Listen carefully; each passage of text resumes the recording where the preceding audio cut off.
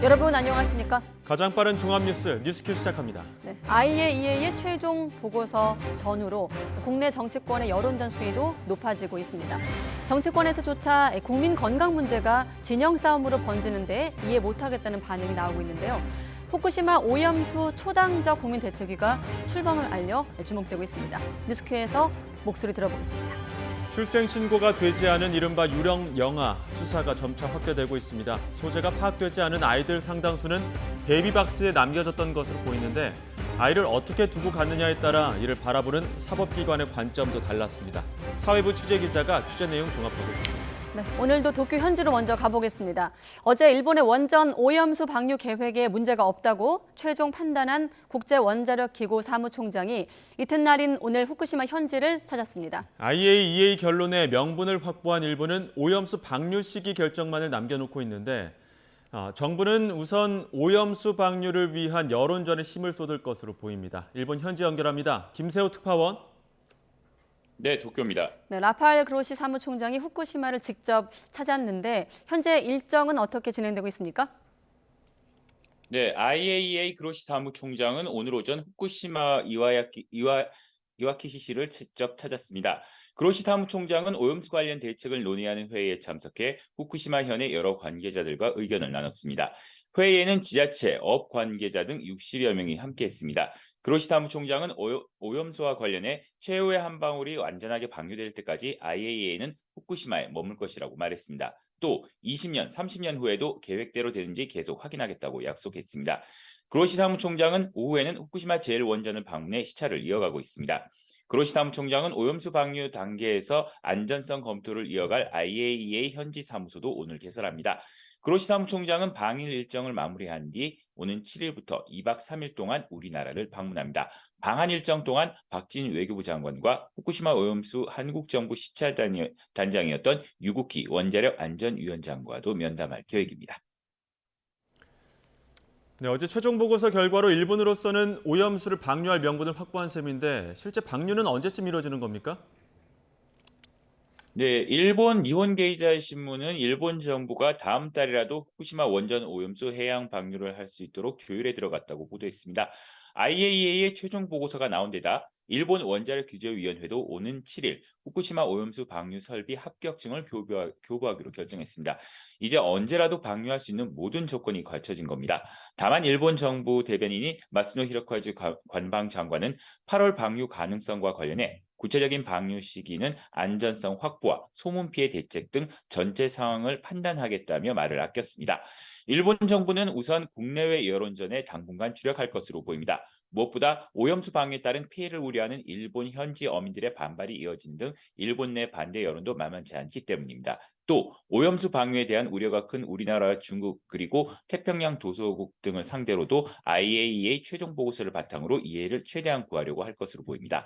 이와 관련해 하야시 요시마사 일본 외무상은 오는 13일에서 14일 열리는 아세안 지역 안보 포럼 외교장관 회의에서 한중 외교장관을 따로 만날 가능성도 있습니다. 지금까지 도쿄에서 전해드렸습니다. 일본의 오염수 해양 방류 계획이 안전 기준에 부합한다는 이 같은 최종 보고서에 대해서 대통령실과 우리 정부가 존중한다는 입장을 밝혔습니다. 다만 IAEA 보고서에 대한 구체적인 내용에 대해서는 우리 자체 결론이 나올 때까지 기다려달라며 말을 아꼈습니다. 취재기자 연결합니다. 이승배 기자. 네, 정부 서울창사입니다. 네, 세부 내용은 말을 아끼고 있다. 좀 더 자세한 내용 알려주시죠. 네, 어제 IAEA 최종 보고서 내용이 공개된 뒤에도 우리 정부와 대통령실 모두 공식 입장을 내지 않고 침묵을 이어갔습니다. 다음 날인 오늘 오전에 일제히 입장이 나왔습니다. 대통령실은 원자력 안전 분야의 대표적 유엔 산하 국제기구인 IAEA의 발표 내용을 존중한다 이렇게 밝혔습니다. 대통령실 관계자는 정부는 우리 국민의 건강과 안전을 최우선에 두고 IAEA와 일본 정부가 제시한 실시 점검 계획이 제대로 이행되는지 계속 모니터링을 할 거라고 전했습니다. 그러면서 연근의 방사능 조사도 현재 92곳에서 200곳으로 늘리는 등 우리 바다와 수산물의 안전관리도 대폭 강화하겠다고 덧붙였습니다. 정부도 대통령실과 마찬가지로 IAEA 결론에 대해 존중한다고 밝혔습니다. 박구현 국무조정실 1차장은 다만 우리는 다른 나라와 달리 킨즈, 즉 한국원자력안전기술원을 중심으로 우리 자체 검토 작업이 지금 2년째 진행 중이고 그 작업이 막바지 단계에 있다면서 우리 검토 보고서를 최종 발표할 때 IAEA 보고서에 대한 분석 내용도 같이 설명할 거라면서 조금만 기다려달라 이렇게 말했습니다. 네, 최종 보고서가 나온 뒤에 첫 정부 브리핑이라서 궁금한 점이 많은데 어떤 질문들 나왔습니까? 네, 일단 IAEA 최종 보고서 내용 가운데 오염수 처리 설비인 알프스에 대한 성능 검증이 빠졌는데요. 그에 대한 우리 정부의 생각을 물어봤습니다. 이에 대해 박부현 국무 1차장은 IAEA는 이미 알프스에 대한 검증 내지는 평가 작업을 훨씬 전에 이미 끝낸 상태라고 했고요. 신재식 원자력안전위원회 방사선 방재국장은 지난 2020년 4월에 IAEA가 알프스 성능 보고서를 냈는데 이번 종합보고서에는 담지 않고 그걸로 가름한 게 아닌가 생각한다고 밝혔습니다. 또 어제 일본 관방장관 발언에 대한 질문도 있었습니다. 마스노 히로카즈 관방장관이 기자회견에서 한국의 수산물 수입 규제 철폐가 중요한 과제다 이렇게 말한 건데요. 당장 후쿠시마 수산물 수입 압박이 거세지지 않겠느냐고 물었는데 박 차장은 수산물 수입 여부와 이번 방류 안전성 검토 작업은 전혀 별개의 사안이라고 선을 그었습니다. 그러면서 과학적으로 안전하다는 것이 확인되고 국민도 정서적으로 받아들일 준비가 되지 않는 한 정부가 후쿠시마 수산물을 수입하는 일은 절대 없다 이렇게 재차 강조했습니다. 그렇다면 우리 정부 검토 보고서는 언제 나올지도 궁금한데요. 국민의힘 성일종 의원은 오늘 아침 라디오에서 이번 주말쯤 우리 보고서가 나올 거라고 말했습니다. 하지만 박 차장은 최대한 빨리 내겠다는 것을 강조하는 발언으로 생각한다면서 구체적인 날짜는 확답하기 힘들다고 답했습니다. 우리 검토 보고서 발표와 IAEA 사무총장 방안과 시기를 맞춘 게 아니냐는 질문도 있었는데요. 전혀 별개의 사안이라고 말했습니다. IAEA 사무총장 방안 때 일본에서처럼 기자회견도 하는 것 아니냐는 질문에는 현재까지는 정해진 바가 없다고 밝혔습니다. 지금까지 정부 서울청사에서 YTN 이승배입니다. 네, 정치권에서는 후폭풍이 여전합니다. 양당 모두 긴급 의원총회까지 열었는데 국민의힘은 검증 결과에 따라 면밀하게 대응하겠다고 강조했지만 민주당은 투기 저지를 위해서 모든 방안을 동원하겠다고 맞서고 있습니다. 네, 국회 취재기자 연결합니다. 정현우 기자. 네, 국회입니다. 네, IAEA 최종 보고서를 둘러싼 정치권 공방 오늘도 이어지고 있죠. 네, 우선 국민의힘에선 김기현 대표가 울산 예상정책협의회에서 국제적 권위를 가진 기구가 내린 결론이라고 힘을 실으면서 정부 여당이 면밀한 모니터링 등 조치를 이어가겠다고 강조했습니다. 이어 보고서를 못 믿겠다고 반발하는 민주당이 국제사회의 웃음거리가 되고 있다며 윤석열 정부 타도를 위해 불신과 선동을 조장하고 있다고 비판했습니다. 들어보겠습니다. 답정너 보고서라면서 IAEA 보고서를 못 믿겠다는 야당이야말로 답정너 반대, 답정너 선동, 정권 퇴진, 총선 정략이라고 하는 목적이 숨겨져 있을 것임이 분명합니다. 최종 보고서 내용을 논의하는 의원총회도 열었는데 의총을 마친 뒤 윤재혁 원내대표는 후쿠시마산 수산물 수입은 없을 거라고 강조하면서 수산업계 보호 대책까지 함께 마련하겠다고 설명했습니다. 여기에 여당 초청으로 오염수 관련 강의를 했었던 앨리슨 교수를 향해 지난달 돌팔이라고 비판했던 이재명 대표를 포함한 민주당 의원들을 윤리위에 제소하면서 여론전 맞대응에 나서기도 했습니다. 반면 민주당에선 제대로 검증조차 안 된 IAEA 보고서에 우리 영예와 생명을 통째로 맡길 것이냐면서 정부와 여당을 비판했습니다. 이재명 대표는 아침 회의에서 일본 정부가 IAEA 검증 결과만 믿고서 오염수를 방류하겠다고 결정해도 수용할 수 없다면서 모든 방안으로 맞서겠다고 강조했습니다. 마찬가지로 들어보겠습니다. 오염수가 바다로 흘러들어가면 돌이킬 수가 없습니다. 내일을 살아갈 우리 미래 세대에게 오염된 바다를 물려줄 수는 없다라는 각오로 임하겠습니다. 또 긴급 의원총회에선 박강훈 원내대표가 긴급 현안 질의 등 대응책을 준비하겠다고 강조했는데 오염수 방류 시 일본산 수산물 전체를 수입 금지하는 내용의 법안 입법도 검토하기로 했습니다. 앞으로도 오염수 방출 저지 전국 장외투쟁을 이어가고 일부 의원은 다음 주 일본을 찾아 총리관저 앞에서 규탄 시위 등을 벌일 계획도 갖고 있습니다. 네, 그리고 상임위에서도 오염수나 추경 문제를 둘러싼 공방이 계속되고 있죠? 네, 산업통상자원위원회 전체회의에서도 오염수 문제를 둘러싼 공방이 빚어졌습니다. 국민의힘은 민주당의 오염수 저지 장외 집회로 수산물 시장에 커다란 피해가 있다고 지적했고, 민주당은 부실한 IAEA 검증 결과를 믿고서 정부가 국민을 설득해선 안 된다고 맞섰습니다. 양쪽의 의견 들어보겠습니다. 이재명 대표가 부산 자갈치 시장에서 오염수 방류 관련을 발언을 하시면서 그 다음부터는 이 수산물 시장에 손님이 한 분도 안 오고 있다는 게 아마 해양 투기하려고 같이 공동 작업을 한 기구다, 이렇게 추론이 됩니다. 우리 정부가 찬성하고 국민을 설득하는 방향으로 하는 거는 방향을 잡아도 완전히 잘못 잡았다. 여기에 더해 영업 제한 시간 등 대형마트의 온라인 배송이 제한되는 규제를 해제하는 방안을 두고도 공방이 있었습니다. 소비자 편익을 위해 필요하다는 여당 입장을 두고 민주당에선 법제처 해석에 반하는 정책을 왜 소상공인이 힘든 시기에 추진하는지 이해가 안 된다고 지적했습니다. 오후엔 또 추경호 경제부총리 겸 기재부 장관 등이 참석하는 국회 기재위 전체회의도 진행되고 있습니다. 우선 민주당에선 서울 양평고속도로 종점이 변경돼서 윤석열 대통령의 처가가 특혜를 입었다는 의혹을 거론하면서 국민경제 살리기가 아니라 김건희 경제 살리기 아니냐고 비판했습니다. 하지만 울산 현장 일정을 진행 중인 국민의힘 김기현 대표는 기자들 질문에 허무맹랑한 소리라는 어제 원희룡 국토부 장관의 반박으로 가름한다고 일축했습니다. 그 밖에도 오늘 기재위에선 정부의 감세 기조를 비판하며 민생 지원 추경을 요구하는 야당과 경제 상황을 고려하지 않은 과도한 요구라는 여당 입장이 부딪힐 것으로 예상됩니다. 지금까지 국회에서 전해드렸습니다. 네, 그리고 미국은 IAEA가 국제 안전 기준에 따라 공정하게 평가했다면서 일본의 오염수 방류 계획을 지지했습니다. IAEA 전문가 그룹의 합리적인 평가 노력에 감사하다는 말도 덧붙였습니다. 워싱턴에서 권준기 특파원입니다.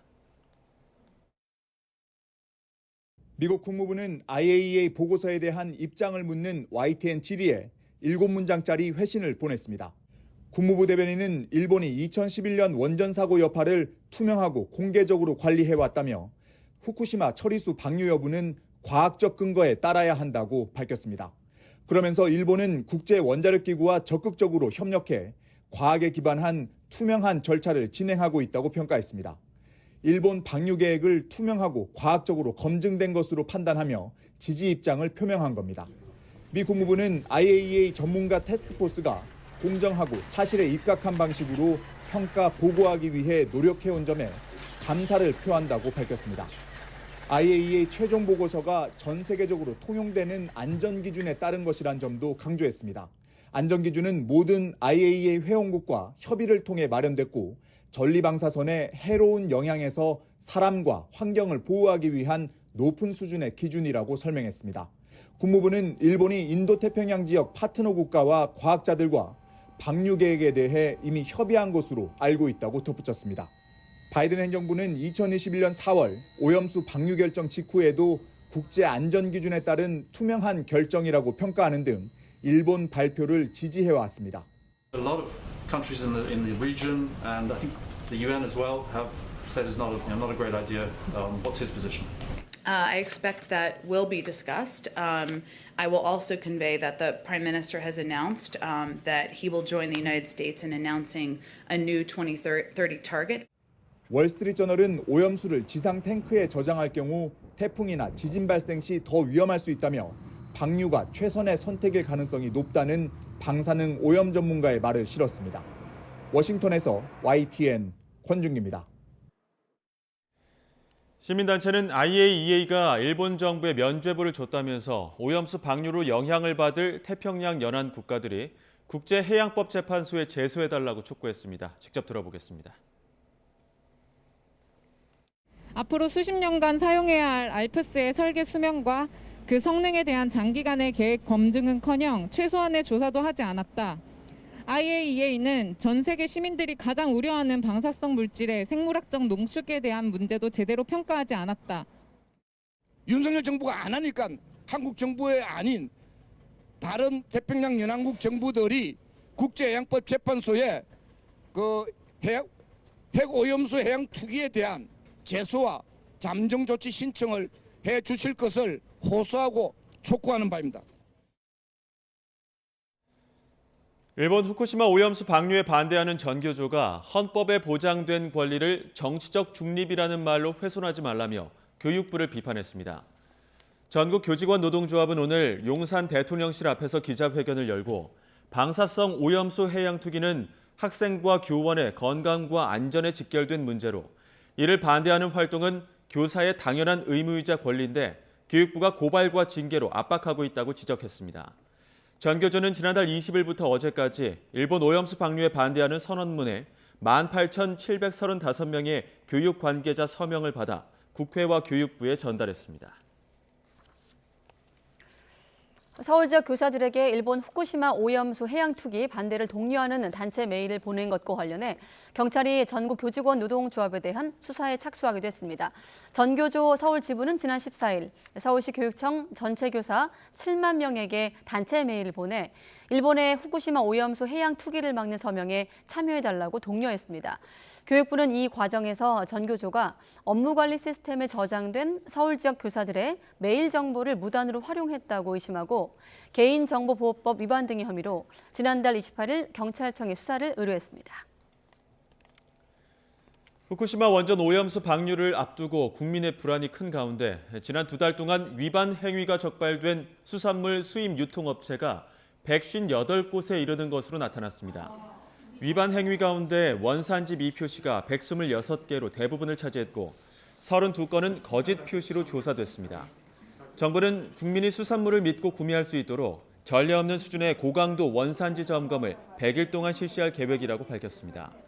박성훈 해양수산부 차관은 위반 행위가 발견되면 높은 수준의 처벌 규정을 예외 없이 적용할 것이라며 국민 신뢰를 무너뜨리는 원산지 표시 위반 행위를 반드시 뿌리 뽑겠다고 강조했습니다.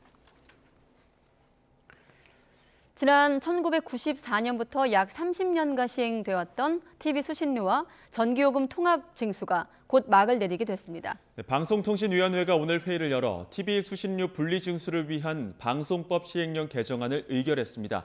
취재기자 연결해 이 소식 자세히 알아보겠습니다. 류환홍 기자. 네, 방송통신위원회입니다. 네, 방통위가 방송법 시행령 개정안을 의결했습니다. 앞으로 어떻게 되는 겁니까? 네, 말씀하신 대로 방송통신위원회가 오늘 오전 10시 회의를 열어 TV 수신료와 전기요금 분리징수를 위한 방송법 시행령 개정안을 의결했습니다. 방송통신위는 김효재 위원장 직무대행 주재로 회의를 열어 제적위원 3명 중 1명이 퇴장한 가운데 찬성 2명으로 방송법 시행령 개정안을 통과시켰습니다. TV 수신료 분리징수에 반대하며 무기한 단식을 벌이고 있는 김현 위원이 퇴장했지만 여야 2대1 구도라서 개정안은 통과됐습니다. 앞서 민주당 국회의원들이 방통위를 방문해 TV 수신료 분리징수에 반대하는 성명을 발표했지만 개정안 통과를 막을 수는 없었습니다. 이제 관심사는 언제부터 TV 수신료 분리징수가 가능해지는가 하는 점입니다. 방통위가 오늘 의결한 방송법 시행령 개정안은 차관회의와 국무회의 의결, 그리고 대통령 재가를 거쳐 이르면 다음 주 중반 공포될 예정입니다. TV 수신료 분리 징수는 방송법 시행령 개정안 공포 후 바로 시행되지만 방통위는 KBS와 한국전력이 준비 기간을 갖도록 했습니다. 이에 따라 KBS와 한국전력이 현재 계약을 변경하는 절차가 남아 있습니다. KBS와 한전은 현재 계약에 따라 내년 말까지는 TV 수신료와 전기 요금을 통합 징수하게 돼 있습니다. 네, 그럼 TV 수신료와 전기요금 분리 징수는 구체적으로 어떻게 이루어지는 겁니까? 현재는 한전이 고객에게 보내는 고지서 청구 금액에 전기요금과 TV 수신료가 합산돼 있습니다. 그래픽을 보면서 말씀드리겠습니다. 왼쪽 그림을 보시면 현재 TV를 보유하고 있는 가구에 보내는 한전 고지서 청구 금액에 TV 수신료가 합산돼 있습니다. 앞으로는 오른쪽 그림처럼 TV 수신료 부분을 뜯어내고 전기요금만 납부할 수 있도록 절취선을 넣거나 아니면 전기요금 고지서에 TV 수신료 고지서를 첨부하는 안이 거론될 수 있을 것입니다. 물론 이건 어디까지나 예시이고 KBS와 한전이 앞으로 어떻게 협상을 하느냐에 따라 얼마든지 달라질 수 있습니다. 지금까지 방송통신위원회에서 YTN 류환홍입니다. 더불어민주당은 방송통신위원회가 이렇게 KBS와 EBS 수신료 분리 징수 방안을 의결한 데 대해 언론 장악에 눈먼 정권의 탐욕 탓에 애꿎은 국민만 피해를 보게 됐다고 비판했습니다. 민주당 소속 과학기술정보방송통신위원들은 오늘 국회에서 기자회견을 열어 반쪽 방통위의 의결은 월권 행위이고 용산의 막가파식 하명이 빚어낸 참극이라면서 이같이 밝혔습니다. 이어 수신료를 분리징수하더라도 TV가 있는 가정의 납부 의무는 그대로 남는다면서 대책 없는 수신료 분리징수는 공영방송을 형해화하고 국민도 빚쟁이로 만든다고 주장했습니다.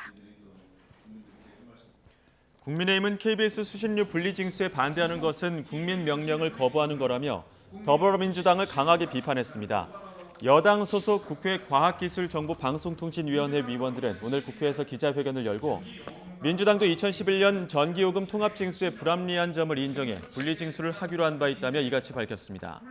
이어 민주당은 정권이 뒤바뀌자 민노총 언론노조가 장악한 KBS 체제를 영구히 하기 위해 국민이 요구하는 분리징수를 억지 주장으로 반대하고 있다며 국민 명령을 거부하는 것 자체로도 민의를 대표하는 국회의원의 자격이 없는 것이라고 주장했습니다.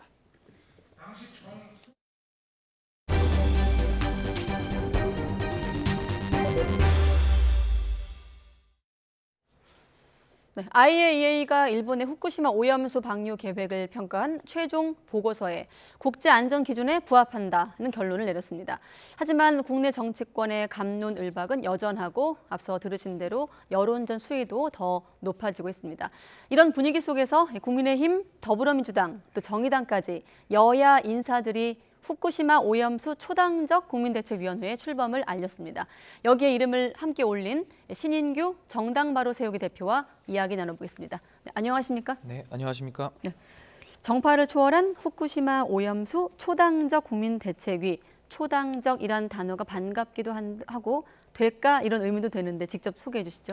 우선은 지금 후쿠시마 오염수 관련해서 예. 국민들의 불안이 상당히 큰 데다가요. 문제를 직접 해결해야 될 정부 그리고 여야가 상당히 지금 국민들의 수준에 많이 못 미치는 그 논쟁을 하면서 서로 감정적으로 극한 대립을 하고 있거든요.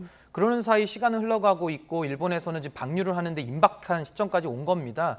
그래서 저는 이제 국민들의 그런 뭐 좀 피해라든지 여러 가지 불만의 목소리가 많기 때문에 네. 이것을 기성 제도권에서 못 담아낸다 그러면 초당적으로 원외에 있는 저희들이라도 목소리를 모아보자 해서 많은 분들이 뜻을 합치게 되었습니다. 네, 그 머리를 못 맞대고 있는 가장 큰 이유가 뭐라고 보십니까? 이따 여쭤보겠습니다만. 뭐 아무래도 이제 서로 그 감정적인 대립 정치 아니겠습니까? 그러니까 아무래도 뭐 지금 국민의힘에서는 불과 2년 전에 그 방류에 대해서 오염수 방류에 대해서 반대 결의안을 내신 분들 그분들이 지금 내각에 다 들어가 있거든요. 안보실장이나 뭐 아니면 박진 외교부 장관도 그렇고요. 그리고 원희룡 장관 같은 경우는 당시에 그 IAEA 보고서 자체도 좀 신뢰할 수 없다는 입장까지 냈었거든요. 그러다가 이제 와서는 정부 입장이 180도 달라졌기 때문에 국민들께서는 상당히 좀 불신할 수밖에 없고요. 또 민주당 같은 경우도 네. 계속 장외로 나가가지고 뭔가 국민들한테 정치적인 이익을 보려는 당리당략적인 태도만 보이고 있기 때문에 지금 국민들께서는 누구를 믿어야 될지 모르겠고 심지어 최근에는 과학자들까지도 나와가지고 서로의 주장이 맞다라고 대립을 하고 있거든요. 네. 그래서 저는 국민들께서 상당히 지금 피곤하신 입장 아닌가 저는 이렇게 보고 있습니다. 그렇습니다. 말씀하신 대로 그렇다 보니 언론도 좀 혼란스러운 문제가 아닌가 싶은데 하나씩 질문 드리겠습니다. 자, 일단 어제 그 최종 보고서가 나왔거든요. 이 부분에 대해서 초당적 대책위에서는 어떻게 좀 받아들이고 계십니까? 예, 우선은 이제 보고서 입장에서는 뭐 안전 기준에는 부합한다라는 입장을 낸 것 같습니다. 네. 근데 이 부분에 대해서 사실 안전 기준이라는 것이 전 세계의 그런 합의를 이뤄놓은 거 아니겠습니까? 예. 그러니까 결국에 그 내막에는 위험하다는 건 전제돼 있는 거거든요. 근데 다만 위험한 것이 인체에 영향을 미치지 않는 안전 기준 이하다라는 지금 그런 발표가 나온 것이고요. 저는 우선은 한국 정부가 외교력을 상당히 좀 잃었다. 그러니까 일본에 대한 외교 부재를 먼저 짚을 수밖에 없는데요. 네. 일본에 대해서 사실은 지난 5월 달부터 정보를 좀 더 충실하게 제공하라고 요구를 했었어야 되고 또 하나는 방류를 좀 다소 보류하라 이런 입장을 냈었어야 되는데 IAEA 보고서 나올 때까지 좀 기다려보자 이런 입장으로 여기까지 시간을 허비했다라는 문제가 있는 것이고요. 네. 또 하나는 지금 뭐 일본에서도 무단 방류 말고도 다른 대안들이 지금 많이 있다는 얘기들이 나오고 있는데 그럼에도 불구하고 가장 일본에게 유리한 방식이라고 할 수 있는 해양 투기 방식 이것만이 꼭 유일한 방법이냐라는 것도 사실은 의문이 따라붙는 겁니다. 네. 뭐 기금 문제나 이런 것들도 조금 이따가 더 설명드리도록 하겠습니다. 네, 정부 같은 경우는 이번 보고서 결과를 존중한다는 입장이면서 다만 구체적인 내용에 대해서는 이제 세세한 내용에서 말을 아끼고 있는 분위기거든요. 최종 보고서에 대한 대통령실 포함한 정부의 입장은 어떻게 보십니까? 뭐 우선은 사실 IAEA 보고서 나오기 전에도 거의 많은 국민들께서 사실 일본 측에 유리한 입장이 나올 거라고 거의 다 예상하셔서요. 네. 별로 그 부분에 대해서는 지금 뭐 논란이 없는 것 같고 정부에서는 그동안 입장을 밝히지 않았는데 네. 이제는 아마 IAEA 보고서를 근거로 해서 오히려 일본의 방류 입장에 더 힘을 실어주지 않을까라고 생각이 드는데요. 네. 저는 지금이라도 윤석열 정부를 비롯해서 또 정부 여당의 책임 있는 자세를 촉구하고 싶고 네. 국민 대다수의 지금 이런 반대 여론에 대해서 괴담 선동이다 내지는 이 의견이 뭐 지금 굉장히 그 반대파들의 그런 뭐 정부에 대한 공격이다 지금 이런 식으로 매도를 하고 있거든요. 네. 그래서 저는 그런 식으로 가서는 이 문제 해결할 수 없고 국민들의 목소리에 조금 더 진지하게 귀결해 주기를 저는 부탁하고 싶은 마음입니다. 네, 지금 오늘 나오셨습니다만 이전에 내놓은 성명이라든지 좀 방송 인터뷰를 보면 사실 민주당 입장과 좀 크게 다르지 않아 보이거든요. 아까 장외 여론전에 대한 뭐 비판도 말씀하셨습니다만 민주당의 대응과는 어떤 좀 차별점이 있는 겁니까? 지금 민주당의 대응이라고 한다면은 이분들은 거대 야당이잖아요. 예. 다수 일당입니다. 네. 그렇다고 한다면은 국회 안에서 입법부가 행정부를 견제할 수 있는 너무나도 많은 권한들이 있고 또 내년 총선에서도 민주당이 뭐 다수의석 달라고 국민들한테 호소해야 될 거 아닙니까? 네. 아니 그렇다고 하면은 현재 본인들이 갖고 있는 그 다수의석에 대해서 뭔가 유의미한 성과들을 내고 네. 지금 저희가 내는 목소리 수준을 정말 정부 안에서 그러니까 의회 내에서 정부를 상대로 좀 해줬으면 좋겠는데 지금 민주당은 이재명 대표를 중심으로 해가지고 장외를 돌면서 서명을 받고 네. 그 정부에서 그 발언이 세지면은 똑같이 에스컬레이팅하면서 발언을 세게 맞받아치고 있거든요. 네. 이러면서 양당의 대립이 정말 끝없는 평행선처럼 지금 가고 있는 겁니다. 그렇다면 의회 내에서는 민주당이 다수의 책임을 지금 점하고 있기 때문에 당연히 비판받을 수밖에 없고요. 네. 저희 초당적 대책위 같은 경우에는 감정을 배제하고 양쪽의 선전선동을 배제하고 무엇이 합리적이고 균형적이며 국민들의 민심을 있는 그대로 받아들일 수 있느냐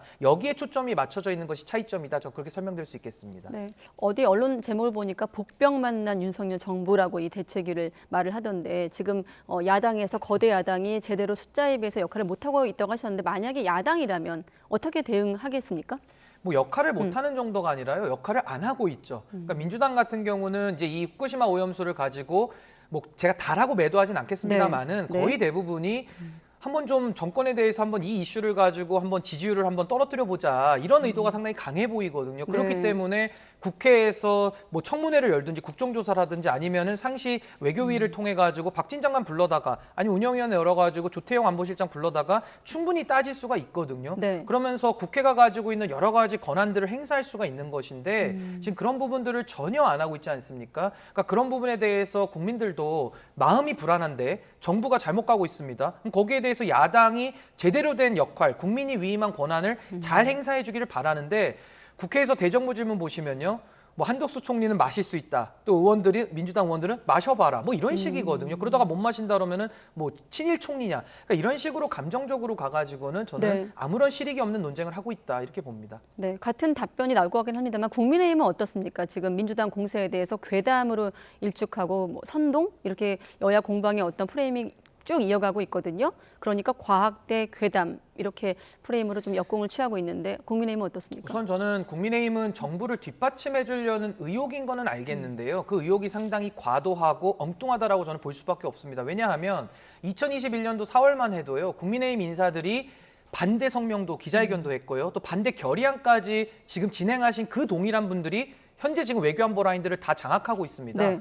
그럼에도 불구하고 이제 와서 다른 목소리를 낸다고 할 때 국민들한테 그 다른 목소리를 내는 배경 내지는 변화된 요인들을 설명을 해야 되는데 설명은 싹 빼고요. 그냥 외국에 있는 그 교수 하나 불러가지고 이거 마실 수 있는 물이다라고 하면서 오염 처리수 주장을 했거든요. 네. 근데 지금 와서 보면은 처리된 물도 아니에요. 위험한 물이 바다에 들어가서 희석이 된다는 거거든요. 그러니까 이런 식으로 논리가 꼬인 것도 문제이고 또 하나는 갑자기 그 참외 먹방을 하더니 이제는 이제 수족관의 물까지 떠먹는 모습까지 연출하면서 이건 국민들의 희화를 넘어서 상당히 분노를 자아내고 있다라고 보거든요. 네. 그렇기 때문에 국민의힘도 이성을 되찾고 불과 2년 전에 본인들이 왜 반대했었는지 전 그 마음을 다시 한번 기억하기를 좀 부탁합니다. 자, 일단 일정상으로는 IAEA 사무총장이 이제 금요일부터 한국을 방문해서 관련 내용을 설명할 예정입니다. 그 2박 3일이 좀 중요할 것 같은데 이때 나와야 될 정부의 메시지는 어떻다고 보십니까? 저는 우선은 IAEA 사무총장이 온다고 하는데 만나서 IAEA 입장만 우리가 존중한다는 입장을 낼 거면 뭐 굳이 만날 이유도 없지 않겠습니까?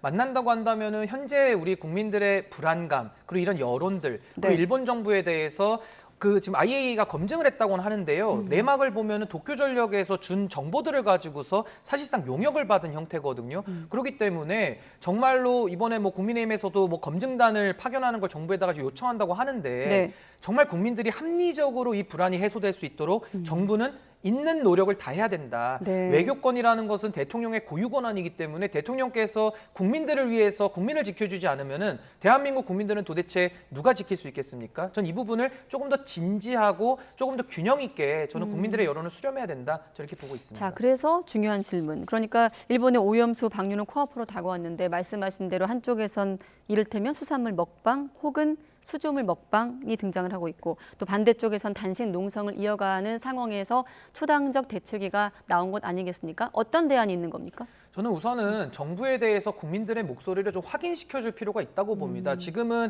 여야가 진영으로 갈려가지고요. 네. 자기 지지자들만 보고 정치를 하거든요. 국민이 배제돼 있습니다. 그리고 지금도 보면은 과학 논쟁으로 들어가면서 네. 다들 전문가도 아니신 분들이 전문가 의견을 일부 인용해가지고 자기 의견이 맞다면서 지지층들을 유지 강화시키고 있거든요. 네. 그래서 저는 이런 식으로 과학이 정치화돼서는 무슨 의미가 있겠습니까? 그래서 네. 저는 오히려 국민들의 그 의사를 하나로 모으는 것이 좀 필요하다고 보고요. 예. 또 하나는 정부가 지금 해야 될 역할이 있는데 지금 그걸 안 하고 있다는 진단이거든요. 예를 들면 네. 아직 늦지 않았습니다. 뿌리지 않았기 때문에 일본에다가 방류 유예를 요청할 수 있고요. 또 하나는 일본에 대해서 조금 더 정보를 투명하게 공개하라는 요구도 할 수 있습니다. 또 하나는 일본에서는 일본 자국민들 피해 본다고 해가지고 지금 뭐 기금 같은 거 마련했다고 하거든요. 네. 우리 정부도 그런 민생에 대한 대책이 있어야 될 거 아니겠습니까? 마지막으로 대한민국 정부는 국민을 대신해서 국제법 해양법 재판소에다가 제소도 고려할 수 있거든요. 이런 여러 가지 할 일들이 있는데 이런 것들을 안 하고서 일본이 하자는 대로 그냥 끌려만 가겠다, 손 놓고 있겠다. 그 어느 국민이 동의할 수 있겠습니까? 자, 그런데 지금 IAEA의 최종 보고서 일본 정부 입장에서는 일종의 오염수 방류를 위한 전제 조건, 보증서의 어떤 성격을 갖고 있는데 우리가 지금 이 시점에서 방류를 유예한다거나 정보 공개를 요구한다고 한들 가능할까요? 현실적으로? 근데 저는 이제 일본이 지금 국제 민폐 짓을 하는 거죠. 이제 오염수를 갖다가 다르게 처리할 수 있는데 돈이 아깝고 하니까 뿌려버리는 건데 일본의 그런 행위가 사실 주권 국가니까 어떻게 막겠냐 이런 여론이 많습니다. 네. 그러면 저는 역으로 대한민국은 주권이 없습니까? 대한민국도 동일한 주권 국가거든요. 그렇다면 대한민국에서도 지금 뭐 태평양에 있는 여러 도서 국가들이나 뭐 독일의 환경부 장관도 반대 의견을 낸 걸로 알고 있는데 네. 대한민국이 인접 국가로서 그러한 주권을 행사하지 못한다고 한다면은 전 이것이 과연 주권 국가의 위상에 맞느냐 저 이런 생각이 들고요. 네. 저는 일본에 대해서도 우리가 한미일 공조 다 좋고 한미 동맹 강화 다 좋은데 우리가 그래도 우리의 국익을 지켜가면서 또 협조할 건 협조하고 하는 것이 저는 건강하고 지속 가능한 관계이지 지금처럼 이렇게 일방적으로 끌려가고 일본이 하는 거에 대해서 아무 말도 못한다고 한다면은 저는 국민들께서 이거는 동의하기 매우 어렵다 저는 이렇게 봅니다. 알겠습니다. 또 한 가지 이제 오염수가 방류되면 일본산 수산물을 수입할 수밖에 없다는 우려도 함께 나오고 있는 상황인데 정부 같은 경우는 일단 이 수산물 수입 규제 조치는 별개라고 선을 긋고 있거든요.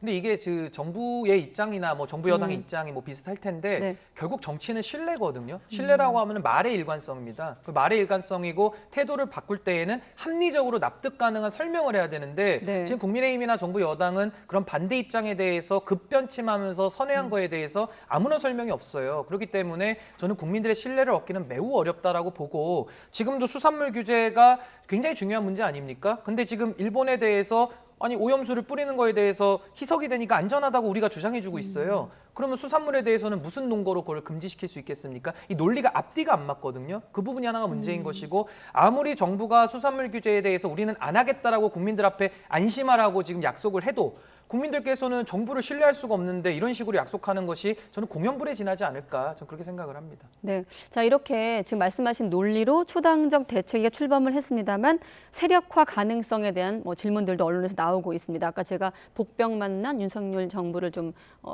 언급하기도 했습니다만 그런 시선에 대해서 어떻게 대응하고 계십니까? 근데 그런 세력화에 대해서 국민들의 뜻이 많다 보니까 그렇게 해석을 하실 수 있는데요. 네. 전혀 그런 논의가 없고 이것이 후쿠시마 오염수에 대한 저희의 정말로 나라를 걱정하고 국민들의 불안을 해소하기 위한 노력으로 좀 봐주셨으면 좋겠고요. 지금 삼지대 얘기들이 많이 나오니까 저희까지 섞어서 네. 이러지만은 국민들이 일어나서 어떤 행동을 하기 전에 기성 정치인들이 나서가지고 자기가 하겠다라고 서로 깃발들을 들고 있지 않습니까? 저는 일에는 다 순서가 있고 국민들이 네. 바라는 관점이 있거든요. 저는 그 부분하고는 많이 맞지 않는다 이렇게 봅니다. 네, 일단 여기 대책위에 포함된 인물들이 대표님을 포함해서 하원기 전 대변인도 있고 민주당 대변인. 네, 그리고 민주당 대변인도 있고 또 정의당 김종대 전 국민의힘 의원도 이현주 있고, 의원, 정의당의 의원도 김종대 있고. 의원이 있습니다. 네, 그렇게 이름들 나오니까 안에서 좀 치열하게 토론이 있습니까? 이 문제를 놓고? 지금 후쿠시마 오염수를 놓고서는 굉장히 진지하게 토론하고 있고요. 지금 여야의 이런 대응 자체가 총체적으로 무능하고 네. 또 정부의 반응이나 대응 자체가 너무나도 소극적이거나 좀 일방향적 아니겠습니까? 그러면서 국민들이 자꾸 배제가 되거든요. 평범한 시민들은 이제 정치 논란에 대해서 굉장히 지금 지켜보는 것도 힘들어하시기 때문에 저는 그런 부분들에 대해서 저희 초당적으로 모인 이런 국민대책위원회가 국민들의 마음을 대변해야 된다 저는 이렇게 봅니다. 네, 그러면 대책위는 언제까지 시한이 있는 겁니까? 우선은 시한을 정해놓고 활동하지는 않고요. 저희가 일단 후쿠시마 오염수 문제가 최대한 국민들의 의사가 정부에 전달되고 또 일본에다가도 알려질 수 있도록 네. 최선의 노력을 다할 생각만 가지고 혹시 있습니다. 논의 과정 중에 당장 잡혀있는 계획이 있을까요? 대책위 차원에? 우선은요. 저희가 한번 좀 합리적인 분들을 중심으로 좀 세미나 같은 거를 크게 좀 해보려고 하는 계획을 갖고 있고요. 매일마다 저희들도 어느 정도 정보를 취합해서 논평을 저희가 또 내거나 네. 또 아니면 법적인 검토, 헌법소원이나 이런 것들도 국민들의 뜻이 모이면 저희는 한번 검토해 볼 수 있기 때문에 다각도로 지금 노력을 하고 있습니다. 과학계도 아까 엇갈리고 있다고 말씀하셨는데 과학계 전문가들도 좀 다양한 목소리를 들을 예정인가요? 일단 과학계뿐만 아니라 전 의학계가 더 중요하다고 생각해요. 그리고 지금 산업적으로 보면 수산업자들도 있고 네. 또 관광산업까지도 피해를 보고 있거든요. 대한민국이 삼면이 바다다 보니까 많은 분들의 불안 심리가 이 산업계까지도 영향을 미치고 있어서 저희는 다양한 국민들의 목소리를 좀 모아나가는 역할을 하고자 합니다. 네, 알겠습니다. 신인규 대표와 함께 후쿠시마 오염수 초당적 국민대책위원회 목소리 들어봤습니다. 고맙습니다. 네, 감사합니다.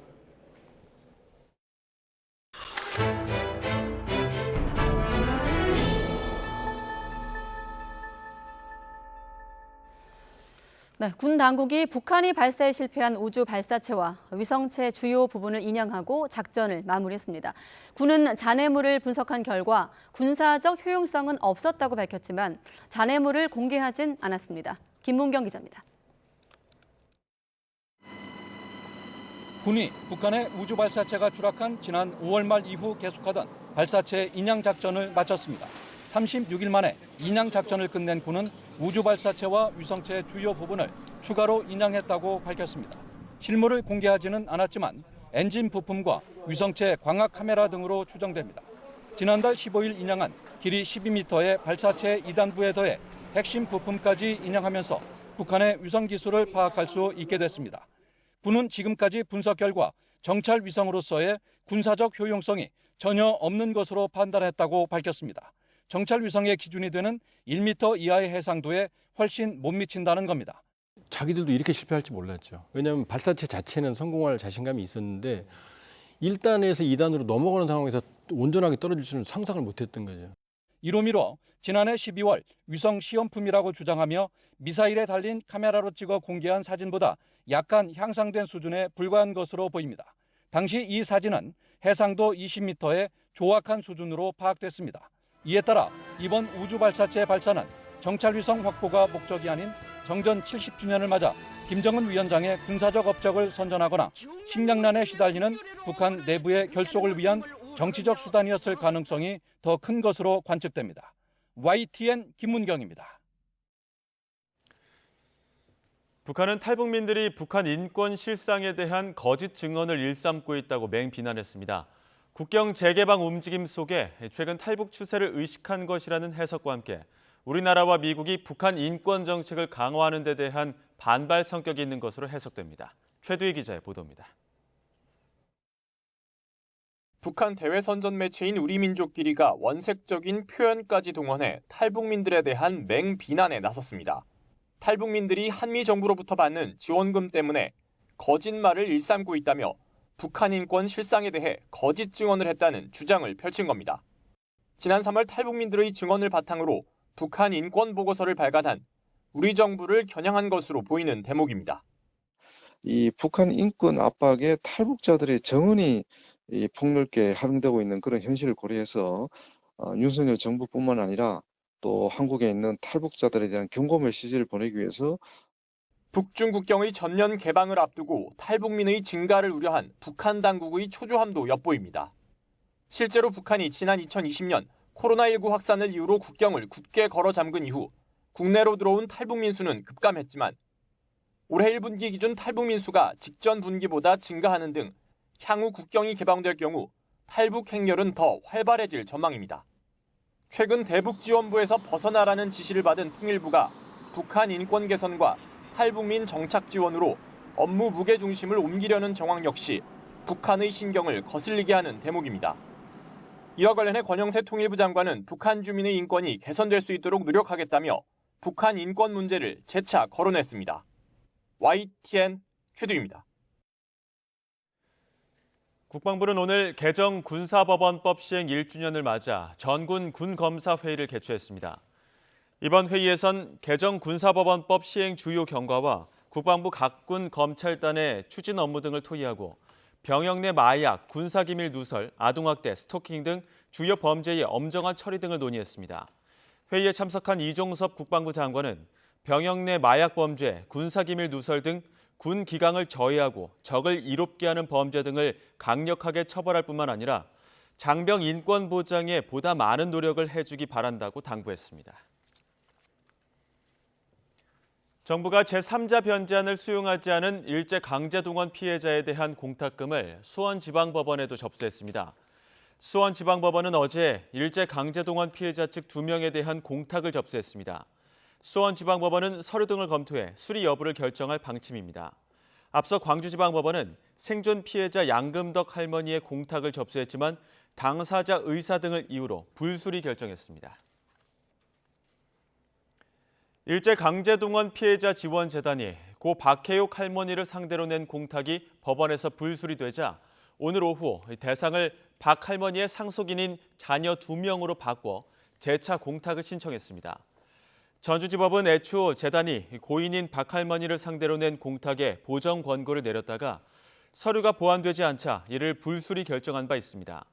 이에 대해 외교부는 전주지법의 불수리 결정은 고인에 대한 공탁은 성립되지 않는다는 원칙에 따른 형식적인 것일 뿐 제3자 변제안의 법적 효력 여부와는 무관하다는 입장을 내기도 했습니다. 외교부의 일제강제동원 피해자 배상금 공탁 신청을 받아들이지 않은 광주지방법원 공탁관이 정부의 이의 신청도 이유 없다며 수리하지 않았습니다. 이에 따라 일제강제동원 피해자 배상금 공탁 수리 여부는 광주지방법원 민사 44 단독재판부가 법리를 따져 결정하게 됩니다. 앞서 지난 3일 광주지방법원 공탁관은 일제강제동원 피해자 양금덕 할머니에 대한 외교부의 공탁 신청을 제3자의 변제를 허락하지 않는다는 양 할머니 의사를 공탁 담당 부서에서 고려했다며 불수리 결정했습니다. 다시 요약해보면 정부가 제3자 변제 방식의 강제동원 해법을 거부하고 있는 피해자 4명에게 지급할 배상금을 법원에 공탁하기로 한 겁니다. 그런데 법원이 공탁을 아예 받아들이지 않거나 서류 미비 등으로 반려하는 사례가 잇따르면서 정부 계획은 하루 만에 제동이 걸렸습니다. 위법성 논란으로 번지고 있는 공탁금 제도 정리해봤습니다. 네, 먼저 공탁이란 채권자가 변제 목적물 수령을 거부할 경우 금전을 법원 공탁수에 맡겨 채무를 면제받을 수 있는 제도를 말합니다. 그러니까 이번 사례에선 변제 목적물인 배상금을 법원에 맡겨놓고 피해자나 유가족이 찾아가도록 하겠다는 건데요. 이 공탁금을 피해자가 찾아가면 일본 피고 기업의 채무가 사라지는 만큼 공탁 신청은 사실상 정부가 배상 절차를 일단락 짓는 행보로 풀이되고 있습니다. 그런데 정부의 의도와는 달리 공탁 신청부터 난항을 겪고 있습니다. 법원이 피해자의 반대 의사를 고려해서 생존 피해자 양금덕 할머니에 대한 공탁 신청을 받아들이지 않는 불수리 결정을 내린 겁니다. 또 다른 생존 피해자인 이춘식 할아버지에 대한 공탁도 서류 미비로 보정 권고 조치가 내려져 정부가 다시 서류를 준비해서 제출해야 합니다. 정부는 양금덕 할머니 건에 대해서 이의 신청서까지 제출했지만 공탁관이 이를 수용하지 않으면서 재판부가 서면 심리를 통해 공탁의 적법성을 따지게 됐습니다. 정부는 또 고인이 된 나머지 피해자 박혜옥 할머니와 정창화 할아버지 유족에 대한 공탁 신청을 법원에 접수한 가운데 이들 유족 역시 제3자 변제 방식에 반발하고 있어 추가 불수리 가능성이 제기되고 있습니다. 일본 기업과 일본 정부와 싸웠던 사람이지만 지금은 한국 정부와 싸우고 있습니다.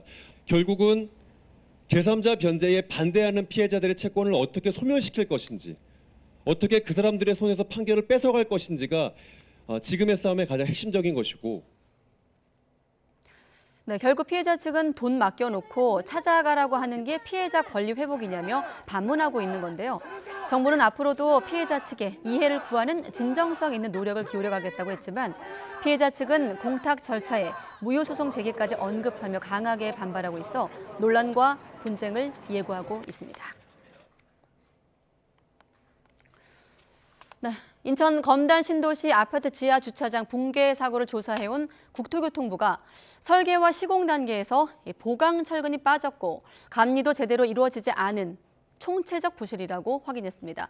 시공을 맡은 GS건설은 검단 단지 전체를 전면 재시공하고 입주 지연에 따른 모든 보상을 다하겠다고 밝혔는데 취재 기자 연결해서 좀 더 들어보겠습니다. 윤혜리 기자. 네, 경제부입니다. 네, 오늘 조사 결과부터 전해주시죠. 네, 인천 검단 신도시 신축 공사 현장에서 지하주차장 지붕이 무너져 내린 건 지난 4월 29일 밤 11시 반쯤입니다. 아파트 두 동 사이에 있는 지하주차장 1층과 2층의 지붕 바닥, 즉 슬라브가 무너져 내린 건데요. 국토교통부 건설사고조사위원회가 오늘 2개월에 걸친 사고 원인 조사 결과를 발표했습니다. 붕괴 사고가 발생한 구간은 기둥이 천장을 떠받치는 무량판 구조로 시공됐습니다. 이 천장 무게를 기둥과 함께 버텨주는 데 필요한 보강 철근이 빠져 있었던 것으로 나타났습니다. 설계 도면을 분석해봤더니 붕괴 지점에 설치된 기둥 32개 가운데 15개에서 설계 단계부터 보강 철근이 빠져 있었습니다. 이뿐만 아니라 8개 기둥 가운데 4개는 시공 단계에서 또다시 보강 철근이 빠진 것으로 확인됐습니다. 기둥 32개 가운데 19개, 3분의 2가 보강 철근이 빠진 것으로 확인된 겁니다. 또 사고 구간에 타설된 콘크리트 강도 실험을 진행했더니 설계 기준보다 강도가 30%가량 낮은 것으로 측정됐습니다. 애초 지하주차장 상부를 흙으로 덮고 이 위에 어린이 놀이터를 설치할 예정이었는데요. 흙을 덮는 과정에서 설계와 달리 최대 2.1m에 달하는 많은 토사가 적재되면서 하중을 버티지 못하고 천장이 무너져 내린 점도 확인됐습니다. 국토부 사고조사위원회는 보강 철근이 빠져 저항력이 약해진 상황에서 초과 하중이 부과되고 거기에 콘크리트 강도까지 부족해 지붕이 붕괴했고 이 과정에서 감리도 제대로 이루어지지 않았다고 밝혔습니다. 네, 윤혜리 기자. 그리고 시공사인 GS건설은 아파트 단지 전체를 전면 재시공하겠다고 발표했다고요? 네, 그렇습니다. 이 아파트는 한국토지주택공사 LH가 발주를 내고 GS건설이 시공을 맡은 공공분양주택입니다. 예정대로 공사가 마무리됐다면 오는 12월 1,600여 세대가 입주할 예정이었습니다. 입주 예정자들이 모인 입주민 협의회는 설계와 시공 단계에서 보강 철근 누락은 물론 품질이 미흡한 콘크리트 사용 문제까지 드러난 이상 전체적인 부실 시공임이 확인됐다고 주장했습니다. 이에 GS건설은 오늘 오후 입주민의 의견을 반영해 아파트 단지 전체를 전면 재시공하겠다고 밝혔습니다. 현재 아파트 공정률은 67% 수준이었는데요. 골조 공사까지 완료된 아파트 17개 동을 모두 철거하고 건물을 다시 짓겠다는 계획입니다. 전면 재시공에 드는 비용은 3천억 원에 달할 것으로 추산됩니다. 입주 시기는 오는 12월에서 2년가량 더 지연될 걸로 예상되고 있습니다. GS건설은 입장문을 내고 브랜드의 신뢰와 명예를 최고의 가치로 생각하며 과거 자사 불량 제품 전체를 불태운 경영자의 마음으로 입주자 여론을 반영하겠다며 이 같은 결정을 내렸다고 설명했습니다. 국토부는 다음 달 해당 아파트 단지에 대한 정밀 안전진단 결과를 발표할 예정입니다. 사고 재발 방지를 위한 후속 조치는 물론 GS건설의 전국 공사 현장 80여 곳에 대한 안전 점검과 행정 처분 결과도 포함할 예정입니다. 지금까지 경제부에서 전해드렸습니다. 올해 들어 1월부터 5월까지 전국 주택 거래량이 역대 최저를 기록했습니다. 부동산 정보업체 경제만랩은 한국부동산원의 1월에서 5월 주택 매매 거래 현황을 살펴본 결과 전국 주택 매매량은 22만 2,016건으로 지난해 같은 기간에 비해서 14.6%가 감소했다고 밝혔습니다. 비아파트 매매가 급감했기 때문인데 전국 단독 다가구 매매는 전년에 비해서 38.8%, 또 연립과 다세대 매매는 47.1% 하락하며 역대 최저치를 기록했습니다. 이는 낮은 투자 가치와 환금성 때문에 아파트 외 주택이 투자자로부터 외면받은 결과라고 경제만랩은 해석했습니다. 여기에다 최근 전세 사기가 잇따르면서 수요가 더 낮아진 것으로 관측됩니다. 반면에 아파트 매매량은 규제 완화 영향으로 회복세를 보이고 있습니다. 네, 그런가 하면 역전세 문제로 전세금 반환 대출이 올해만 벌써 3조 원을 넘어서자 정부가 대출 규제를 풀기로 했습니다.